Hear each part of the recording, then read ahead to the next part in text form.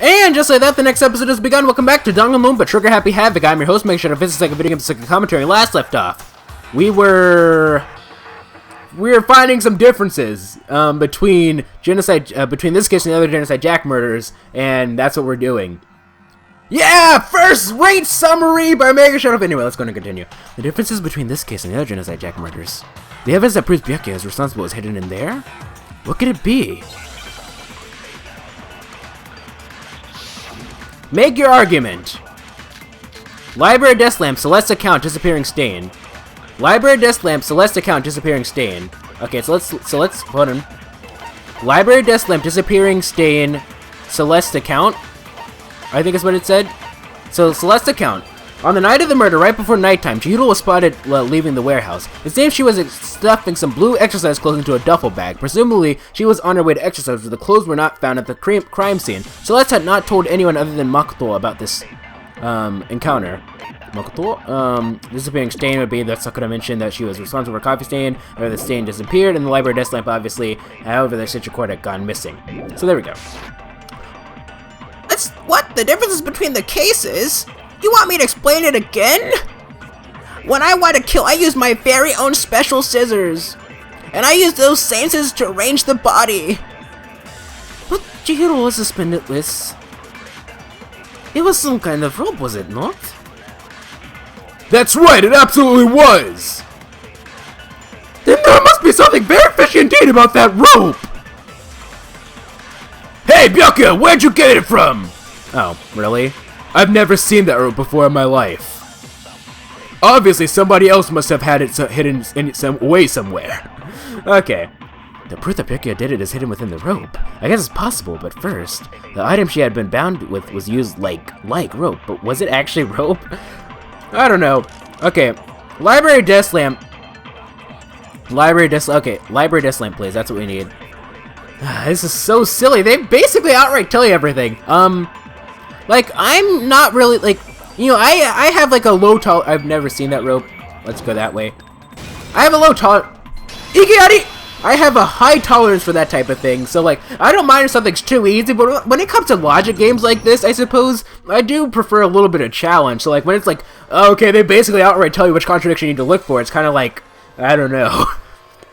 But anyway, though, I don't think that actually finding out the contradictions are the fun part of the case, though. The fun part of the case is just figuring out just how freaking messed up everything is. And that's something that you can figure out on your own. I don't know, maybe it's just me. Actually, I'm pretty sure you have seen it before. Because you see, that rope, or should I say, that extension cord... What? An extension cord? Byakuya, you've used this extension cord in the library more than once, haven't you? And the same extension cord that was in the library all this time went missing after the murder. And there's no way someone who used that extension cord as much as you wouldn't discover that fact. Then Byakuya must be the one who took the extension cord. I can't imagine any other possibility. That's really what you think. Then your conclusion is something like this. I killed Chihiro in the girls' locker room, then hung her up and wrote that bloody message. I intentionally made it look like Genocide Jack was behind it. Is that about right? He's doing it again. He's totally calm, totally unconcerned. As if he's not even involved. Because he isn't. Wait, not even involved? What's wrong? I asked you if you think that's what's happened. What happened? Hell yes, that's what happened, so that's it. That's right. So that's it, right? Byakuya's the killer. I don't disagree with not disagreeing.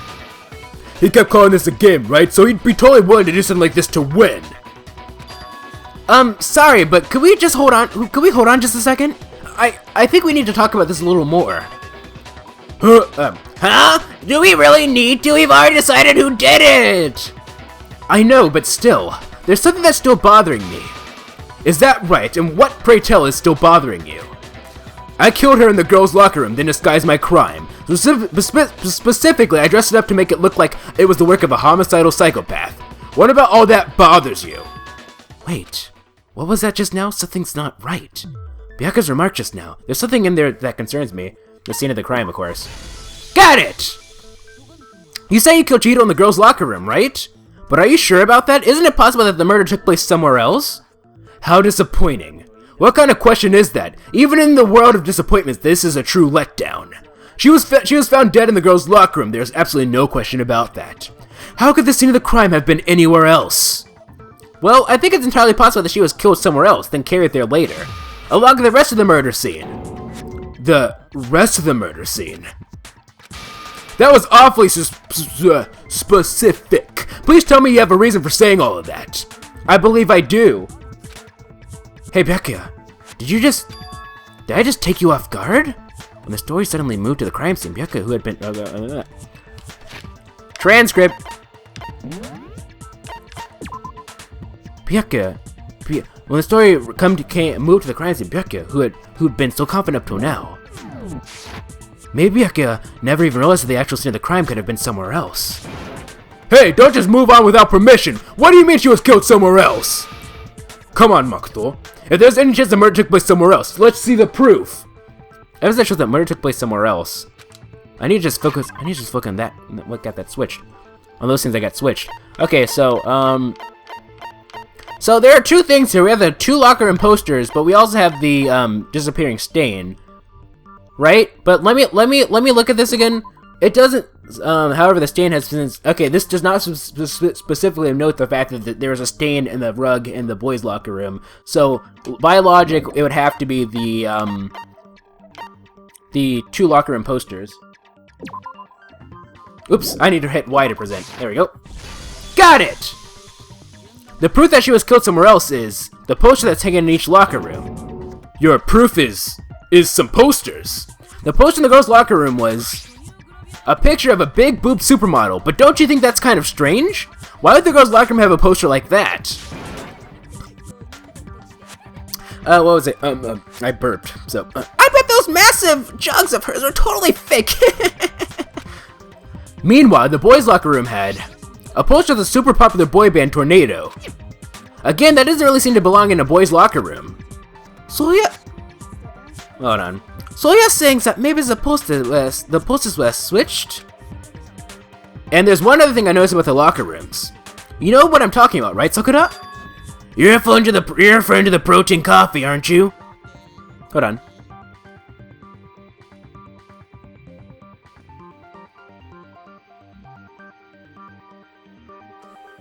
I had to quiet there for a second so that I could properly capture the noise profile of the garbage man. Protein coffee? Well, I was in the girls' locker room earlier. I spilled some protein coffee on the carpet. But I noticed that after the murder, the stain had been totally scrubbed away. No, it's not that the stain was scrubbed away. It was moved. What, do we need to present the stain? The stain, I guess so. I mean, that would be the only logical choice, but... I thought they were gonna make us choose, like it was moved to the boys' locker room or something. Disappearing stain. No, you've got it all wrong. Just calm down and think about it carefully. Could you possibly have been more wrong? I'm ashamed to waste any amount of time listening to you. Looks like I just embarrassed myself in front of everyone. Okay, it was moved. So what am I supposed to do here then? Let's check the transcript. Can I check the transcript? No, I can't. Library desk lamp. Okay, so Sakura's account. May have used the locker room. Despite this, she'll just... Okay, maybe we need to present her account? No, okay. Wait, hold on. Let me check this transcript. Am I missing something here? What am I doing wrong here? Transcript. Okay, so... You're referring to the protein coffee, aren't you? Protein coffee? While I was in the girls' locker room earlier, I spilled some protein coffee in the carpet. I noticed that after the murder, the stain had been totally scrubbed away. No, it's not that the stain had been scrubbed away. It was moved. So... No, you got it all wrong. Okay, let's try this again. Okay, Monokuma file number 2, Sakura's account. I did present the... Did I present this by accident? Boys' locker room carpet. Oh! Those are 2 separate... I'm stupid. Boys' locker room carpet, there we go. Got it! The stain in the girls' locker room wasn't scrubbed away. In fact, I found it at the boys' locker room. In fact, I found it on the boys' locker room carpet. That's definitely the stain from my protein coffee. Oh, did he take pictures or something? Then, does that mean that the carpets were switched them too? But why would anyone do that?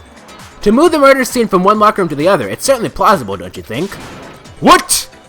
In other words, in order to completely swap the scene of the crime, the bloodstained potion and carpet were moved along with the dead body. By doing this, the killer was able to change the entire room where the murder took place. I can certainly follow your reasoning, but why would the culprit bother doing that? Why would they go to all that trouble of switching the scenes of the crime? Actually, an even bigger question is the murder did take place in the boys' locker room. Then how did Jiro get into the boys' locker room in the first place? Because she's actually a guy. To get into the locker rooms, you have to swipe your handbook across the card reader device. Jiro's handbook should have only allowed her to access the girls' locker room. She had no way to get into the boys' locker room to begin with. No, she did have a way, and I could tell you what it was. I highly doubt that. Shut up! I'm telling you, I know how she could have done it! Is he right? Could Jiro really have gotten into the boys' locker room somehow? Alright, let's see what we got here. Make your argument. Boys' locker room carpet, broken handbook, 2 locker room posters. Okay, so. Is it really possible? Could Jiro really have gotten into the boys' locker room before? Oh, I've got it! She must have hacked her handbook. She was an ultimate program after all. I'm sure that would have been no problem for her. No, I don't think that's it. She used the thing that was used in the main hall. Huh? What thing? I'm talking about Leon's handbook, of course. If she had that, she could get into the boys' locker room no problem. Theoretically, if Jiro was able to use Leon's handbook, she could get into the boys' locker room. But that's if she was able to use it. Yeah, okay. There we go. Of course, I don't think it actually is Leon's handbook. I've said this before. I don't believe it. That just seems like all too obvious. Okay, oh no, oops! Okay, we're gonna need to... I messed up big time there. I hit LB instead of RB to focus.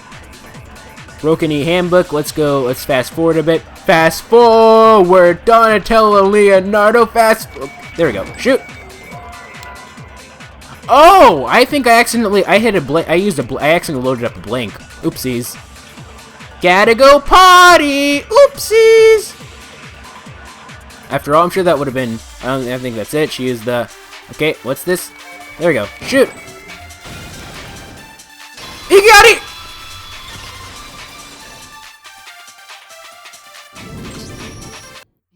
No, I don't think Jiro used Leon's handbook. Why not? Because Leon's handbook was broken. Oh, well then yeah, I guess that'd be pretty impossible, huh? I am struck silent by how quickly you gave up. Seriously. Hey, drink of water.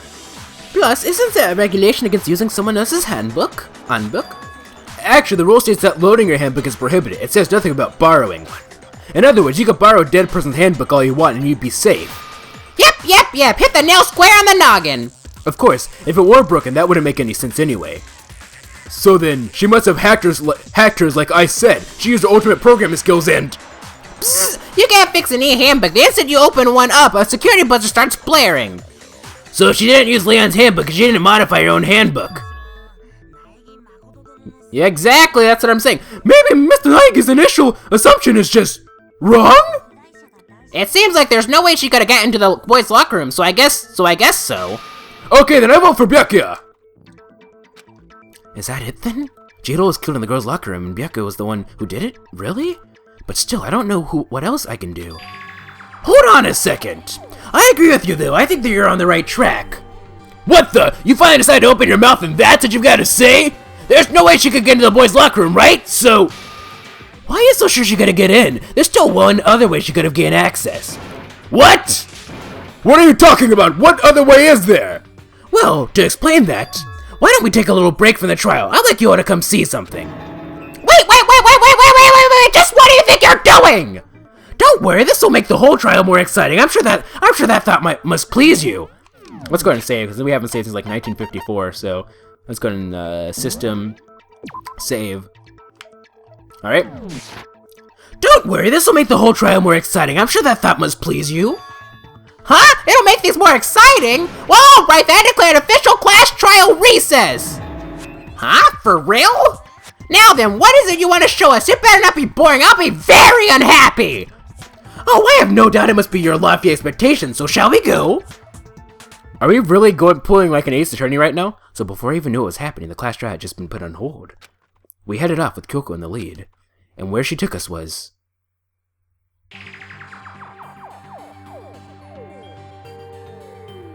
What?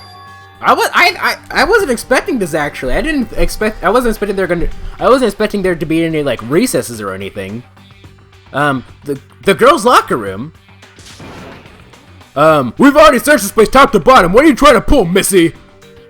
I'd like you to examine the victim's body one more time. You want to check it again? Be sure to examine the entire body very, very carefully. Take your time. Examine her! Examine her! Carefully, like using our hands? No way! It's probably best if I don't put my hands all over a girl's dead body. Just make it quick. Put your hands right between the legs and you'll figure out just what the contradiction is. It's not that I'm creeped out or anything. It's just based on religious grounds, you know. Very well. I'll do it. But you're a girl. You shouldn't have to touch a dead body. Just let one of the boys do it. No, it's okay. I think Chihiro would rather have a girl examine her. So just leave this to me. Sakura? What is this? Some kind of secret girl-on-girl action? Is that what you two are about? That's not it at all! Stop screwing around! Okay, here I go. I'm sorry, Chihiro. Please excuse the intrusion. Putting her hands together in a brief prayer, Sakura then began to quietly examine her body. Be sure to check her entire body, and I believe we will solve this particular mystery. Her entire body? Her entire body? I know you say that, but... What is this Ah! What is it? Not possible! It's not possible! Sakura's eyes were staring wildly at Chihiro's lifeless form. Her massive frame trembled. Wanna drink some water? This girl is what? Is a boy! Ha! Called it! Called it! I mean, come on. That should have been super obvious, right? Oh, I see. So she was actually a he. Interesting. Thank you for confirming this fact. What? You're joking, right? I wouldn't joke about this. Then it's really true? Chihiro was a guy? Oh, what? You guys didn't know? Heck, I knew that right off the bat. Chihiro Fujisaka was totally a guy. Then he is a cross-dresser? Now I'm really on fire. I wish I had killed him. So, no. What was I saying here? Why did I do that? So that's what Kyoko wanted to show everyone, huh? Interesting. Yes, that certainly does make things much more exciting. Now let's ride this wave of excitement back to the courtroom and get back to the trial. I mean, that wasn't really that revealing because I predicted that like 2,000 years ago. Let's go ahead and save. Why don't we? Because we haven't saved since. Actually, it was probably only about like 4 minutes ago that we last saved. But you know, just because I can. I do apologize for keeping you waiting. Now then, let's resume the class trial. We've all just learned of the shocking revelation that Chihiro was actually a boy. Let's pick up from there. Yes, well, I don't know his reason for hiding it, but the fact is Chihiro was not a girl, but a boy. To think that Chihiro was actually a guy, the thought had never even crossed my mind. And because the victim was male, he would have had no problem getting access to the boys' locker room. Assuming that his handbook did, in fact, list his gender as male, then yes, that would be true. Of course his handbook said he was a boy. He dressed like a girl, but he was a boy through and through. So then, there should be no issue with Makoto's initial assertion. No, assertion. Okay, well actually... Well, here's the thing. If Monokuma didn't know that everyone else didn't know that Fujisaki was actually a girl, then that means that the whole thing of Fujisaki actually being a boy, like Fujisaki being a boy, that probably wasn't her embarrassing I'm just gonna call her embarrassing secret. So then... What is it? Would it really be related to the Genocide Jack thing or what? Well, I don't know. I'll pause you guys in the next episode.